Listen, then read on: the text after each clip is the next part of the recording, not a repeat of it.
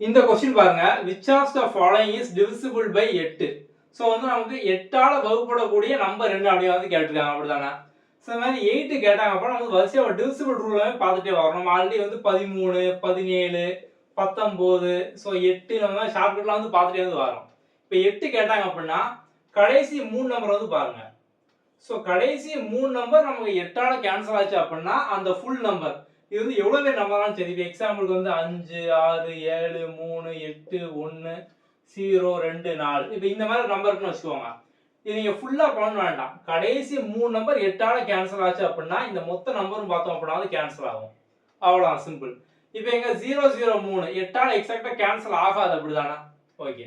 இங்க 0, 2, 4 அப்ப 24 நமக்கு வந்து 8ல கேன்சல் ஆகும். So 3 8s are 24. அப்போ இது பார்த்தோம் அப்படின்னா நமக்கு கேன்சல் ஆகும். இதான் பார்த்தோம் அப்படின்னா ஆன்சர். இப்போ 038 38 ஆகாது, அப்படிதானே? 058 ஸோ நமக்கு வந்து இப்போ இந்த 58 பார்த்தோம் அப்படின்னா ஆகாது. ஸோ நமக்கு வந்து 8 டேபிள்ல பார்த்தோம் அப்படின்னா வந்து 56 தான் வந்து வரும். அப்ப இதுவும் பார்த்தோம் அப்படின்னா ஆகாது. அப்ப இதான் பார்த்தோம் அப்படின்னா ஆன்சர். நம்பர் எவ்வளவு பெருசு இருந்தாலும் சரி, நீங்க கடைசி 3 நம்பர் மட்டும் பாருங்க. இது ஆச்சு அப்படின்னா மொத்த நம்பர் வந்து ஆகும். அவ்வளவுதான், சிம்பிள்.